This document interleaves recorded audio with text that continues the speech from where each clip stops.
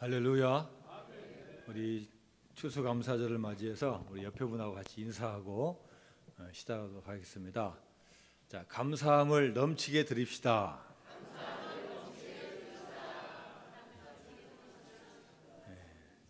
그냥 말로만 하지 마시고요. 한번 표정을 한번 지어보세요. 감사함을 넘치게 드립시다.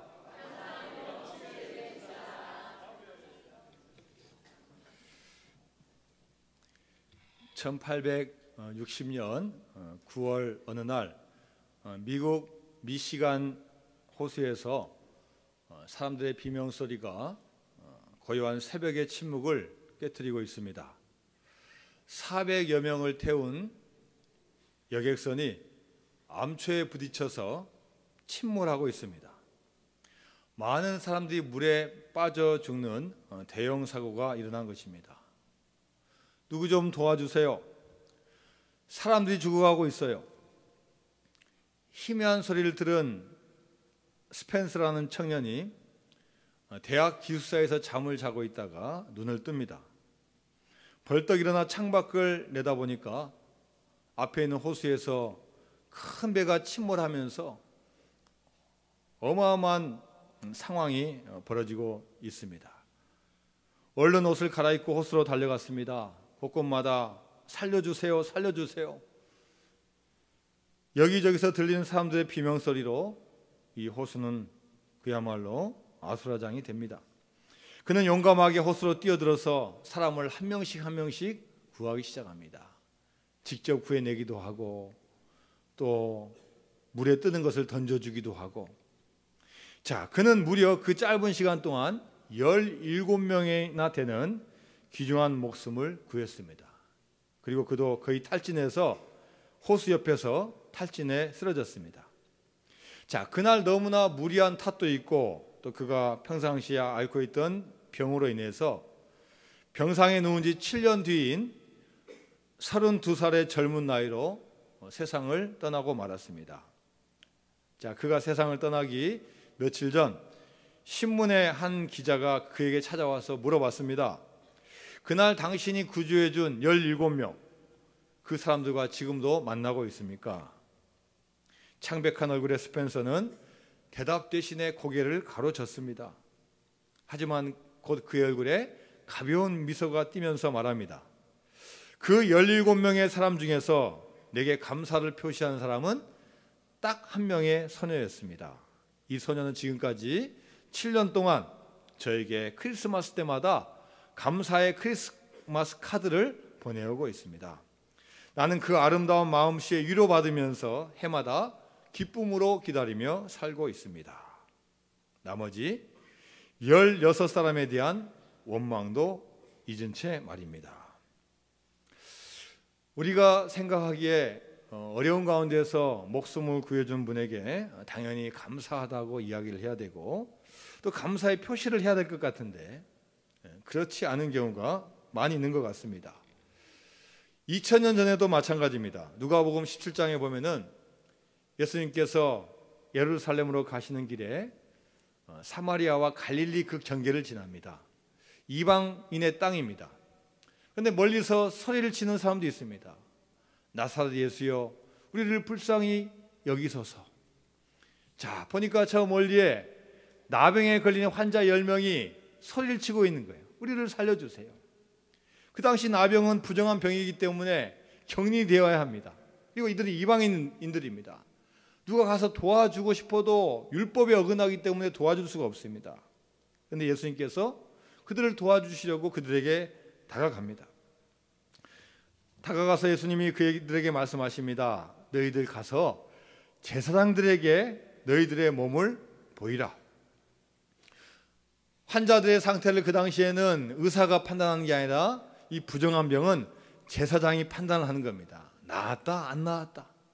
자, 그들이 희망이 없기 때문에 오직 주님의 말씀을 듣고 그냥 제사장에게 가고 있습니다. 그런데 가다 보다가 이상한 거예요. 뭔가가 막 변화가 생기는 것 같은데 보니까 야, 손도 깨끗해지고 보니까 서로 얼굴 보니까 옛날 얼굴이 아니고 그 사이에 자신들의 나병이 나은 거예요. 여러분 얼마나 기쁘고 얼마나 좋았겠습니까? 그런데 여러분 그 나병을 고쳐주신 분이 누구예요? 제사장입니까? 예수님입니까? 예수님이죠. 그러면은 제사장에게 가다가 그것을 나왔으면은 나았음을 알고 예수님에게 바로 달려와서 감사를 표해야 되는데 10명 중에서 감사를 표한 사람은 딱 1명. 나머지 9명은 얼마나 급하고 중요한 일이 있는지 얼마나 기쁜지 정신도 없는 채 다른 데로 가버린 거예요. 여러분 2000년이 지난 지금 이 시대에도 마찬가지입니다. 감사를 모르는 시대를 우리가 살아가고 있습니다. 여러분 감사합시다. 감사해야 됩니다 라고 외쳐도 어느 순간 돌아보면 감사가 사라지는 거예요. 그래서 어떤 분은 이 시대를 감사 불감증의 시대다. 아무리 풍부하고 아무리 좋고 아무리 좋은 것이 다가와도 감사를 모르는 불감증의 시대를 살고 있다는 거예요. 어른들도 감사를 모르고 자녀들도 감사를 몰라요. 회사를 운영하는 사장님도 감사할 줄 모르고 직원들도 내가 일할 수 있는 직장에 대해서 감사할 줄 모르는 거예요. 사장님은 내 직원인들이 있기 때문에 나의 지시에 의해서 나의 계획에서 움직여주는데 그 고마움을 모르는 거예요. 서로 잘못됐다 하고 서로 핑계대고 서로 불평과 불만만 가지고 있는 겁니다. 과거 소련의 공산당 서기장이었던 후르시초프가 미국을 방문한 다음에 소련으로 돌아와서 이렇게 이야기했습니다. 나는 미국이 왜 그렇게 짧은 시간에 부강한 나라가 되었는지 내가 그 비결을 알고 왔습니다. 깨달았습니다. 그것은 바로 감사합니다. 이런 말을 자주 쓰기 때문에 이 나라가 부강하게 되었습니다. 여러분 그렇지 않습니까? 여러분 영어를 하는 분들 가장 많이 하는 문장이 뭐예요? 우리 한국 사람도 잘하는 게 뭡니까? 땡큐 아닙니까? 땡큐. 고맙다. 무조건 고마운 거예요. 땡큐. 저도 이 땡큐는 알아요. 영어 모르지만. 또 아는 영어 단어가 뭐가 있습니까? 문장이 뭐였어요? 미안하다가 뭡니까? 미안하다. I'm sorry. 자, 또 I'm sorry 하면은 그래 네가 잘못했다 이렇게 하지 않아요. 뭐라고 합니까? 괜찮아. 잘못할 수 있어. 실수할 수 있어. 괜찮아. 영어로 뭐예요? 이거 아주 고급 영어입니다. 아주. 저도 이거 영국에서 왔어요. 뭡니까? That's all right. That's all right. 괜찮아. 그래서 여러분 미국 사람들이 쓰는 게 단어 많지 않아요. Thank you. I'm sorry. 그다음에 뭐라고요? That's all right. 괜찮다는 거예요. 여러분 다 이게 어디에 관계된 거예요? 다 고맙다는 거예요. 야, 네가 옆에서 있어줘서 고맙다. 내가 너하고 같이 잘 해야 되는데 내가 잠깐 잘못해서 미안하다. 그러나 우리 관계는 앞으로 서로 감사하며 살 관계이기 때문에 괜찮아. 감사에 다 근원을 두고 있는 거예요. 누구 탓하고 누구한테 핑계대고 누구한테 책임 돌리는 게 아니라 제가 잘못했습니다. 내가 미안합니다. 괜찮습니다. 감사합니다가 그들의 생활이에요. 여러분 그렇게 표현하다 보면 사람도 그렇게 돼가는 거예요. 그래서 막 웃어주고 인상이 좋은 거예요. 여러분이 한국 사람들 어떻습니까? 그런 말 잘 안 해요. 잘 안 씁니다. 마음으로 하면 되지. 마음으로 다 이해해. 평생 돌아가신 때까지 자기 부인한테 고맙다, 사랑하단 말 안 하고 돌아가신 분도 있어요. 남자가 뭐 그런 말 할 필요 있어? 다 알잖아. 병고침을 받은 나병 환자는 예수님께 돌아온 겁니다. 물론 그 남자도 중요한 게 있었겠죠. 가족을 보고 싶고 내가 나병을 나았으니까 내가 정말로 내가 인생이 바뀌어졌는데 얼마나 자랑하고 싶고 얼마나 해야 될 일이 많겠습니까? 다른 사람은 다 갔어도 이 한 명은 자기가 치유된 근원을 알고 있는 거예요. 야, 예수님 때문에 내가 치유됐다. 예수님으로 말미암아 내가 새로운 인생을 살 수 있다. 그걸 알게 된 거예요. 그래서 어떤 가장 중요한 것보다도 주님 앞에 나와서 감사를 고백한 겁니다.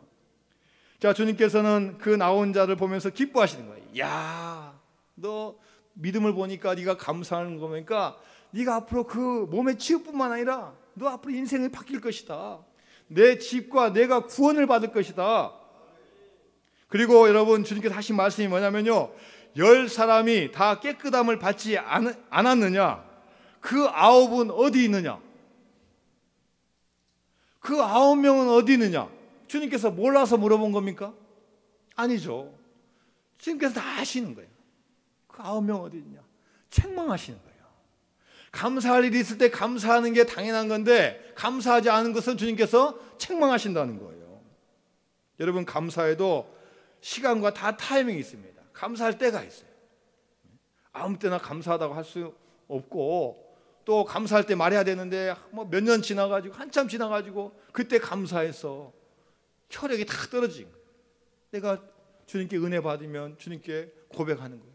주님 감사합니다. 주님의 은혜입니다. 또 옆에 분들에게 감사하는 거예요. 당신 때문이야. 당신 덕분이야. 늘 고마움을 표시하는 거예요. 여러분, 서로 만나면 안녕하세요. 물론 이렇게 인사해야 되지만 그 다음에 해야 될 게 뭡니까? 야, 고마워. 야, 네가 있으니까 내 인생이 외롭지 않네. 야, 너 같은 친구가 있으니까 내가 풍족한지 몰라. 늘 우리가 감사해야 될 줄로 믿습니다. 여러분, 감사가 넘쳐나면요, 싸울 일도 싸우지 않아요. 부인과 남편과 서로 싸울 일이 있어도요, 감사가 넘쳐나면요, 그거 그냥 없어지는 거예요. 그냥 넘어가는 거예요. 패스하는 거예요. 감사가 넘쳐나는 교회는 시험거리가 없는 거예요. 있어도 서로 감사하고 하나님, 주님 제 탓입니다라고 감사로 넘어가는 거예요. 감사가 넘쳐나는 사회가요, 건강하는 거예요. 여러분, 지금 한국 사회가 어떤 사회예요? 분노의 사회. 분노의. 지난주 신문 보니까요, 부인과 헤어졌다고 이별의 앙심을 품고 기회를 엿보는 거예요. 쫓아가가지고 막 살해하고요, 못 살게 하고요. 분노의 사회. 여러분, 헤어진 거 누구 때문에 헤어진 거예요? 같이 잘못한 거 아니에요? 같이 회개하고 같이 감사해야 되는데 누구 때문에 막 불만을 표출하는 거예요.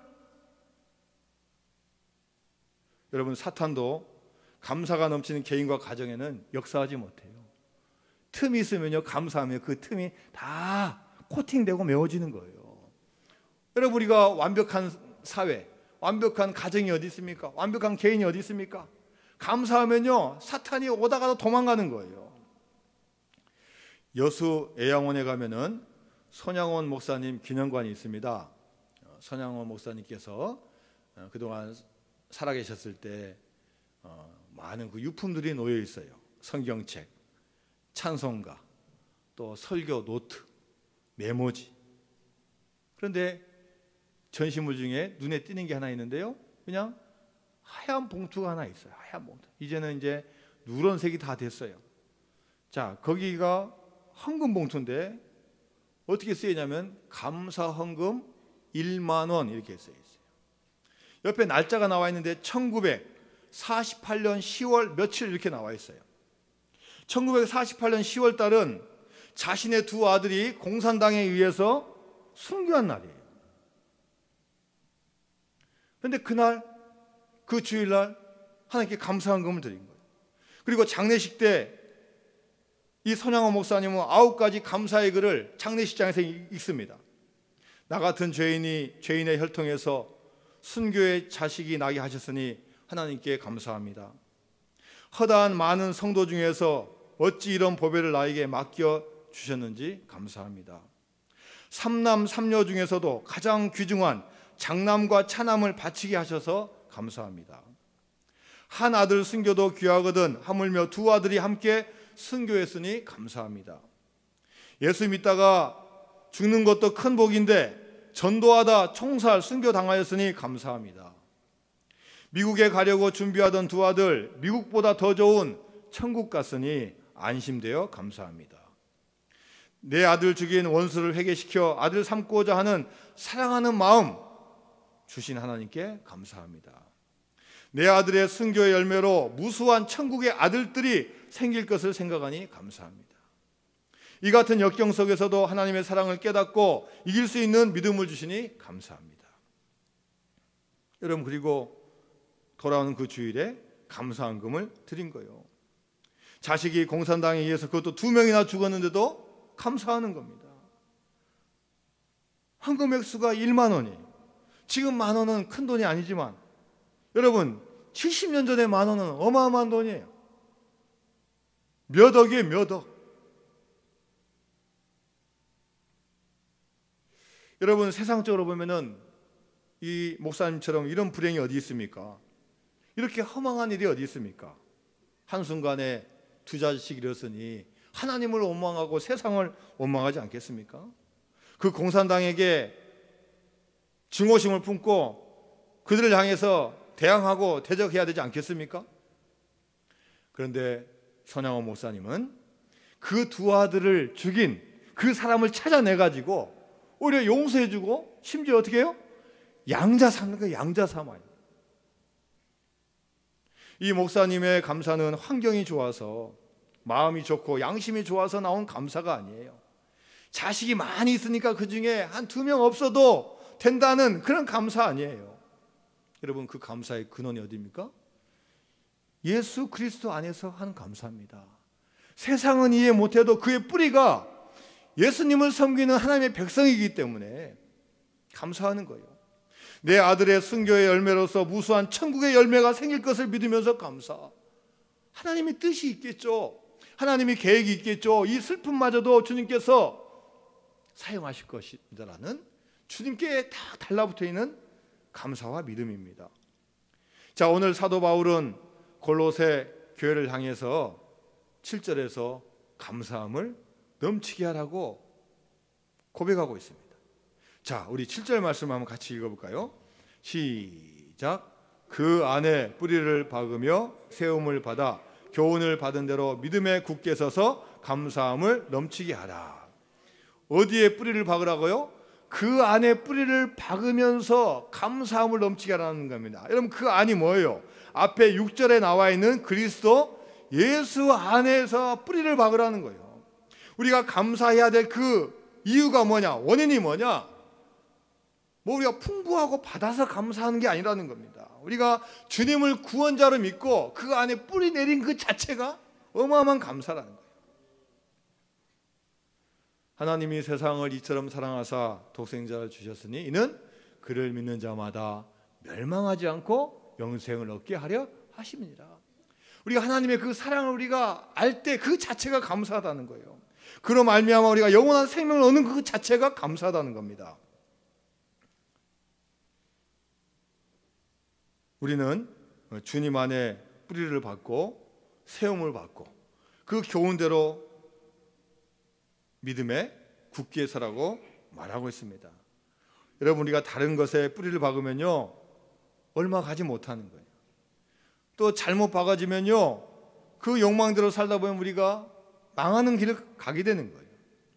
좋을 때는 좋다고 우리가 와 좋아하지만 시련과 고난이 오면은 우리가 다 넘어지는 거예요. 그래서 우리는 무엇보다도 예수님으로부터 우리가 뿌리를 잘 박아서 거기에 있는 영양분을 우리가 받아서 믿음이 자라야 될 줄로 믿습니다. 여러분 신앙의 뿌리를 잘 내려야 됩니다. 그래야만이 우리가 시련이 오고 어려움이 와도 흔들리지 않는 거예요. 여러분 우리가 믿음의 길을 걸어갈 때 여러분 늘 좋은 소리만 들을 수 없어요. 야 교회 다니면서 왜 그래? 때로는 눈물 흘리게 하고 손가락질 받기도 하는 거예요. 또 교인들에게 또 오해도 받는 거예요. 나는 열심히 봉사하는데 알아주지 못하고 오해하는 거예요. 심지어 아픈 소리도 듣는 겁니다. 다 넘어져요. 그러나 우리가 예수 그리스도 안에서 심지를 굳게 서면요 그것도 한번 흔들고 굳게 서고 다 넘기고 오히려 더 귀한 걸음이 되고 축복이 될 줄로 믿습니다. 이스라엘 광야에 가장 많이 자라는 나무가 있는데요 시띠임 나무입니다. 성경은 이것을 조각목이라고 번역합니다. 조각이 되어서 조각목이 아니에요. 자, 그러나 어쨌든 이 나무는 우리가 봤을 때 별 볼 일 없는 나무예요. 뭐 제목감도 아니고 뭐 무슨 열매가 뭐 열리는 것도 아니고 보면은 뭐 형편없는 나무예요. 그런데요 하나님께서는 이스라엘 백성들에게 광야를 지나면서 그 나무를 보게 하셔요. 그리고 그 나무를 통해서 성막을 만들게 하셔요. 성막을. 여러분 성막이 뭐예요? 거룩한 장막이니까 하나님이 임재하는 곳인데 그것을 뭘로 만듭니까? 이 시띠나무로 만드는 거예요. 그런데 이 볼품없는 나무를 하나님께서 왜 그렇게 귀하게 사용하십니까? 딱 한 가지래요. 이 나무는 광야에서 살아남을 수 있는 조건이 뭡니까? 뿌리가 깊이 내려가 있는 거예요. 겉으로 봤을 때는 한 5m, 6m, 7m밖에 되지 않지만 뿌리를 내려다보면요, 뿌리가 30m, 50m, 심지어 파보면은 100m까지 내려가 있는 거예요. 왜냐하면 물이 없는 광야이기 때문에 물을 찾기 위해서 계속 뿌리를 내리는 거예요. 여러분, 이것은 이 나무를 통해서 우리에게 주는 메시지가 있는 거예요. 하나님의 말씀에 있는 거예요. 어떤 상황 가운데서도 우리의 뿌리를 어디다 내려야 합니까? 예수 그리스도, 하나님 안에 깊이 뿌리를 내려야 된다는 겁니다. 아무리 척박한 광야, 아무리 힘든 환경, 수많은 유혹 가운데 산다 할지라도 뿌리를 깊이 내리면요, 하나님께서 그것을 사용하시는 거예요. 할렐루야. 세상적으로 뭐 보기 좋고 성공하고 잘 나가고 이런 분은요, 금방 있다가도 없어지는 거예요.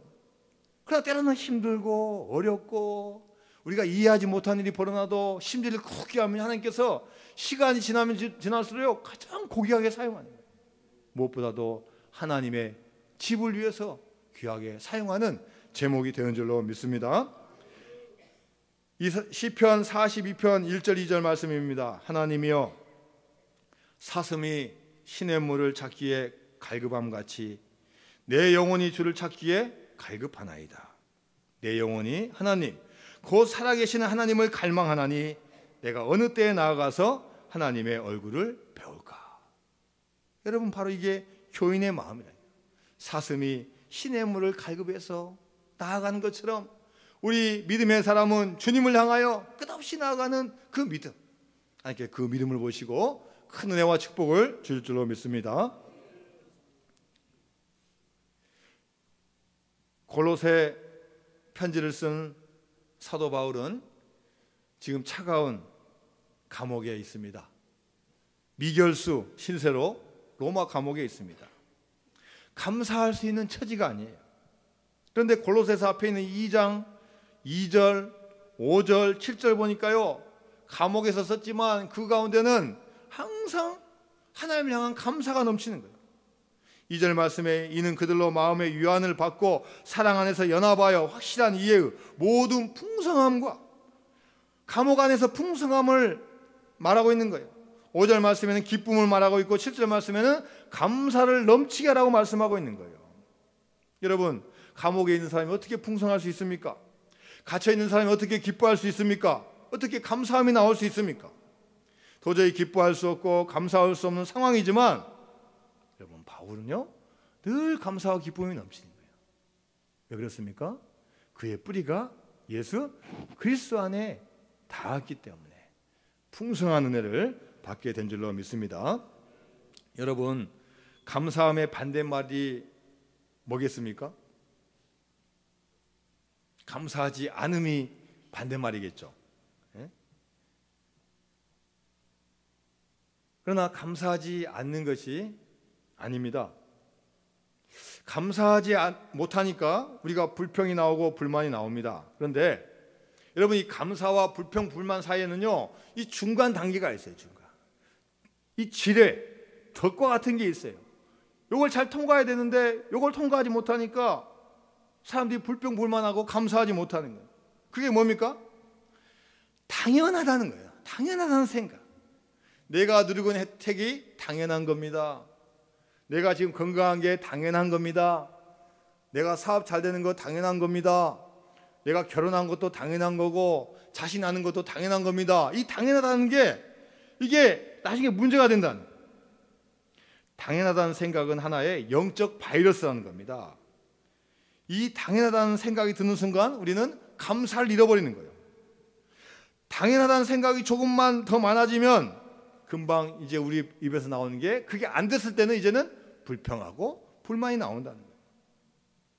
여러분, 제 개인적인 이야기에서 죄송하지만 제가, 여러분 보시기에는 모르지만 제가 7년 전에 제가 치아 수술을 했어요. 평상시 관리를 잘해야 되는데 그렇게 하지는 못했습니다.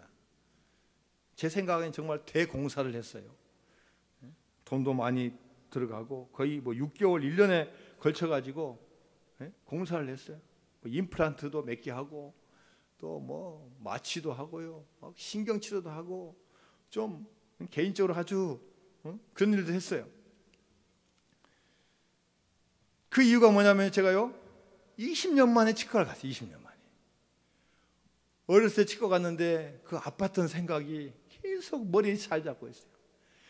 들어가는 그 진동 소리가 너무 싫어가지고 치과를 안 가려고 버티다 이제는 다 망가져가지고 20년 만에 찾아간 거예요.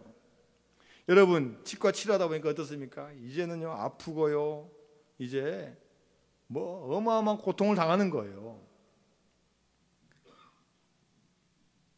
그러면 제가 많이 깨달은 거였어요. 그리고 제가 치아가 안 좋은 사람에게는 제가 치과 전도사예요. 제가 뭐 치과에서 내가 돈 받은 건 없지만 제가 가능하면 치과를 제가 빨리 가라고 저는 이야기를 하는 사람이에요. 여러분 치과 혹시 가야 되는 안 가신 분 있죠? 손 들어보세요. 빨리 다음 주에 가세요. 치과가 요즘 얼마나 좋아졌냐면요 아프지를 않더라고요. 아프지를. 야 신경치료도 안 아프고요 이빨 빼도 안 아프고요. 안 아파요. 왜요? 뭐 때문에요? 주사 한번 콱 넣으면 돼요. 그게 뭡니까? 야 마취제가 있더라고요. 마취제가요. 여러분 마취제가 여러분 얼마나 감사한 줄 아세요? 제가 치료받다가 한 번은 마취 이렇게 여기도 넣고 여기도 넣는데 한 방 더 나왔는데 안 놓으신 것 같더라고요. 그러니까 아픈 거야. 하니까 마취가 안 됐네요. 뚝 누니까 그 다음부터 안 아픈 거예요. 시간이 걸리다 뿐이지 안 아픈 거예요. 제가 예수님 빼놓고 가장 존경하는 사람이 누구냐? 마취제 발견한 사람 제가 존경하는 거예요. 이분 이름이 뭐냐? 제임스 심프슨. 이분이 거의 200년 전에 영국의 산부인과 의사입니다. 여러분 우리 엄마들이 애를 낳는데 얼마나 무통으로 나면 여러분 얼마나 아파요. 낙이 낳지만 얼마나 고통스럽습니까? 이분들을 도와줄 수 있는 방법이 뭘까? 또 이분이 또 딴 데 수술하잖아요. 막 그러면 다리도 잘라야 되는데 여러분 그 당시 마취제가 없어요. 200년 전에는. 그러니까 어떻게 막 고통 살아야 되니까 고통 참는 거예요. 이분들을 어떻게 도와줄까? 그래서 하나님께 기도하는 거예요. 그러다가 성경책 읽는데 창세기 2장에 아담이 잠자고 있는데 하나님께서 보시니까 이 아담이 외롭겠다. 배필을 만들어줘야지. 잠자고 있는 아담의 갈비뼈를 딱 빼다가 여자를 만드는 거예요. 그리고 이 빈대를 하나님께서 발라주시고 만들어요. 이 말씀을 묵상하면서 그래. 만물의 창조자 하나님께서 자고 있는 이 아담의 뼈를 했는데 아담이 아팠으면 어떻게 했을까 그때요? 깼을 것 같은데 안 깨고 새로운 창조가 이루어졌거든요. 그러면 하나님께서도 이런 일 하시는데 우리는 하지 못할까? 그러면서 연구를 하기 시작. 같은 동료들하고 연구를 시작. 그러면서 발견한 게 뭐예요? 마취제 클로로포름을 발견한 거예요. 왜냐면 맞다 보니까 서로 쓰러지는데 죽진 않고 깨어나거든요. 그러면서 이제 이 마취제가 이분 시작 때문에 이제 발견된 거예요. 그런 그가 말년에 대학에서 마지막 강의를 할 때 한 제자에게 질문을 받습니다. 선생님께서 지금까지 발견한 것 가운데 가장 큰 발견은 무엇이라고 봅니까? 많은 제자들이 질문하고 또 대답을 할 때 어떤 대답을 예상했겠어요? 마취제다. 근데 그렇게 대답하지 않고 뭐라 대답합니까? 나의 가장 위대한 발견은 내가 큰 죄인이라는 것과 예수님이 나를 구원해 주신 구세주라는 사실입니다. 여러분 이분이요 의사로서 학자로서 교수로서 많이 가르치고 마취제 외에도 많은 것을 발견했지만 그 어떤 발견보다도 가장 나의 인생의 중요한 발견은 내가 죄인이라는 것과 나의 죄를 구원하실 분은 바로 예수 그리스도라는 것을 발견한 것이 나의 위대한 발견이라고 고백하는 겁니다. 할렐루야. 여러분 이 세상에 당연한 건 없는 겁니다. 우리가 있는 것도 당연한 게 아니라 창조자가 있기 때문에 우리가 있는 겁니다. 그래서 늘 우리가 하나님 바라보고 그 근원을 알고 주님께 감사해야 될 줄로 믿습니다. 여러분 분명히 감사한 일이었는데 우리는 점점 익숙해지면요 그걸 당연하게 받아들이는 거예요. 그런 다음에 조금만 마음에 안 들면 이제 불평불만과 원망이 쌓인. 처음엔 두 남자 여자가 결혼해가지고 월세 살고 반지하에서 살고 서로 없어가지고 외식도 6개월에 한 번 하면서 사는데 이제 물질이 풍부해지고 잘 사니까요 서로 무시하고 더 유혹에 쫓아가고 감사함을 모르는 거예요. 여러분, 아내가 정성껏 차려준 식사가 여러분 얼마나 감사한 것입니까? 남편이 열심히 일해주는 게 여러분 얼마나 큰 감사입니까? 아멘도 안 하셔요. 자녀들이 건강하게 잘 크는 게 여러분 얼마나 큰 감사입니까? 우리가 주일날 다른 데 가지 않고 주님 앞에 나와서 예배하는 게 얼마나 큰 감사입니까? 여러분, 우리가 늘 감사해야 될 줄로 믿습니다. 고린도후서 6장 10절 말씀입니다. 근심하는 자 같으나 항상 기뻐하고 가난한 자 같으나 많은 사람을 부유하게 하고 아무것도 없는 자 같으나 모든 것을 가진 자로다. 여러분, 이게 사도 바울의 고백이에요. 우리 여러분 인생의 근심 완벽하게 사라지신 분 한 분도 없어요. 어디 외딴 섬에 가고 어디 산에 들어가서 돌을 닦는다고 근심 걱정 다 사라진 거 아니에요. 그러나 우리는 근심하는 것 같지만 주님을 바라보니까 항상 우리는 기뻐하는 자가 될 줄로 믿습니다. 여러분, 우리가 가난하고 힘든 것 같지만 여러분, 우리가 믿음의 길을 걸어가면요 많은 사람을 부유하게 하는 큰 부자가 될 줄로 믿습니다. 아무것도 없고 주변에 외로운 것 같지만요 모든 것을 가지고 모든 사람이 나의 친구가 되어주는 아주 행복한 사람이 될 줄로 믿습니다. 영국 성공의 성직자였던 존 헨리 뉴먼이 말합니다. 감사는 최고의 항암제요, 회복제요, 방부제이다. 독일의 신학자 디트리 보네퍼는 말합니다. 감사하는 자는 반드시 부자가 된다. 소설가 헨리 밀러는 말합니다. 감사의 크기에 따라 행복의 크기가 결정된다. 스필과 아이작 월튼이 말합니다. 하나님의 주소는 두 곳에 있다. 한 곳은 하늘나라에 있고 또 한 곳은 감사하는 성도의 마음에 있다. 오늘 본문 7절에서 맨 마지막에 감사함을 넘치게 하라고 말씀하고 있습니다. 여러분, 이 감사함을 넘치게 하라는 영어 성경을 보니까요 overflowing이라는 단어예요. 그냥 어느 정도 차고 90% 찼다 이게 아니라는 거예요. overflowing은 차가지고 넘쳐 흐른다는 거예요. 얼마나 감사하게 많은지요. 차가지고 막 넘쳐서 다른 데로 흐른다는 거예요. 우리가 하나님의 은혜를 생각하면 생각할수록 우리는 더 많은 감사를 느끼고 또 하나님께 더 많은 감사함을 표현할 수 있는 것입니다. 여러분, 우리가 감사주일을 맞이해서 우리가 감사를 드리는 거요 하나님께서 반드시 보시고 기억하신다.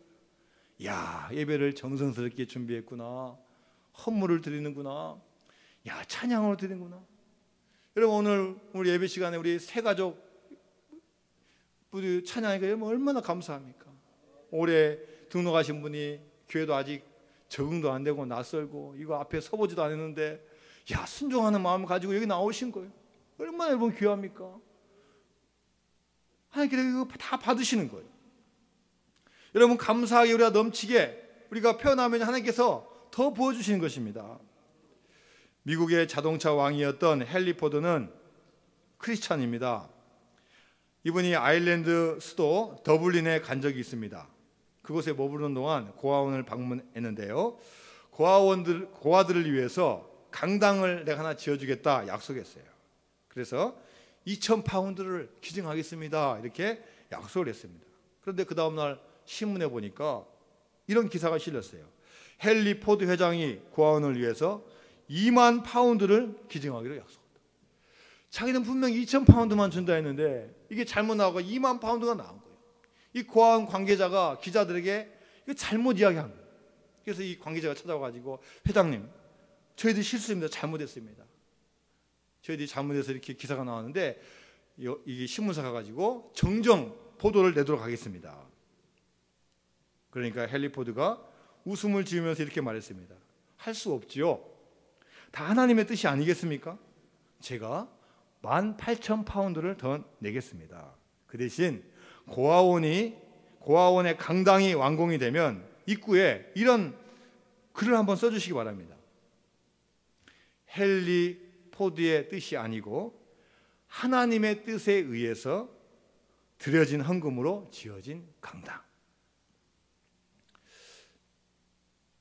여러분, 이분도 2,000파운드만 주고 문제를 해결할 수 있었을 것입니다. 그러나 이런 실수조차도 하나님께서 나보고 더 내라고 하는 표시인 모양이다 라고 감사함을 드리니까요, 하나님께서 이 헨리 포드에게 어마어마한 상상할 수 없는 은혜와 축복을 주신 줄로 믿습니다. 감사함을 넘치게 하라는 것은요, 우리의 뜻이 아니에요. 우리는요, 넘치게 할 수 있는 그런 결단과 그런 생각을 할 수 없는 사람들이에요. 근데 하나님께서 우리에게 명령하신 거예요. 너 받은 만큼만 감사하지 마라. 너 이만큼 받았으니까 나 이만큼만 하겠습니다라고 하지 마라. 즐거이 드리고 기뻐서 드리고 감사함을 드리고 감사함이 흘러넘치게 드리라고 오늘 본문을 통해서 우리에게 말씀하시고 명령하신 줄로 믿습니다. 여러분, 우리는 이 말씀에 순종할 때 하나님께서 놀라운 축복과 은혜를 우리에게 주실 줄로 믿습니다. 시편 50편 23절 말씀입니다. 감사로 제사를 드리는 자가 나를 영화롭게 하나니 그 행위를 옳게 하는 자에게 내가 하나님의 구원을 보이리라. 여러분, 감사는요, 넘치는 특징이 있다는 거예요. 고린도후서 4장 15절 말씀에 이는 모든 것이 너희를 위함이니 많은 사람의 감사로 말미암아 은혜가 더하여 넘쳐서 하나님께 영광을 돌리게 하려 함이라. 고린도후서 9장 12절 말씀입니다. 이 봉사의 직무가 성도들의 부족한 것을 보충할 뿐 아니라 사람들이 하나님께 드리는 많은 감사로 말미암아 넘쳤느니라. 신앙에는 3단계가 있다고 합니다. 첫 번째는 우리가 교회 나와서 받는 단계, 구원받고 은혜 받고 복 받고 또 축복을 원하는 단계예요. 그래서 우리가 기도할 때 하나님 해결해 주세요, 하나님 도와주세요, 하나님 부어주세요. 물론 우리 이런 기도 다 해야 됩니다. 그러나 2단계는 무슨 단계냐? 이제 감사하는 단계로 이제 발전돼야 된다는 거예요. 하나님, 제가 주님을 알고 보니까 주님의 은혜가 너무나 크십니다. 하나님의 은혜, 사랑에 너무나 감사드립니다. 그래서 이 너무 감사함을 깨닫고 못 이겨서 주님 감사합니다. 이래도 감사하고 저래도 감사하고 내가 아파도 감사하고 나아도 감사하고 어려워도 감사하고 하나님 잘 되면 더 감사하고 감사하는 신앙으로 바뀌는 거예요. 그 다음에 마지막 3단계가 뭐예요? 이제는 감사함 흘러 넘쳐가지고 하나님께 뭐 하는 거예요? 드리는 단계. 받은 게 감사해서 시간 드리고 물질 드리고 몸도 드리고 마음도 드리고 심지어는 생명까지도 드릴 수 있는 그 마음을 가지는 거예요. 여러분, 우리는 어떤 단계에 지금 있습니까? 1단계입니까? 2단계입니까? 3단계입니까? 아니면 우리가 지금 단계를 지금 이동하는 중에 있습니까? 아니면 머물러 있습니까?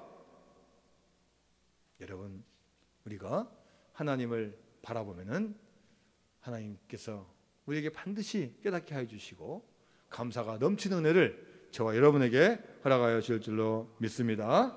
감사함 있는 신앙은 건강한 영혼을 가진 증거입니다. 감사함이 없다면요, 겉으로는 표시가 안 나지만 우리가 병들어 있는 거예요. 우리가 감사는 축복의 서곡이고 감사는 축복의 전주곡이 되는 줄로 믿습니다. 감사함으로 큰 복을 받는 여러분 되시기를 주님의 이름으로 축원드립니다.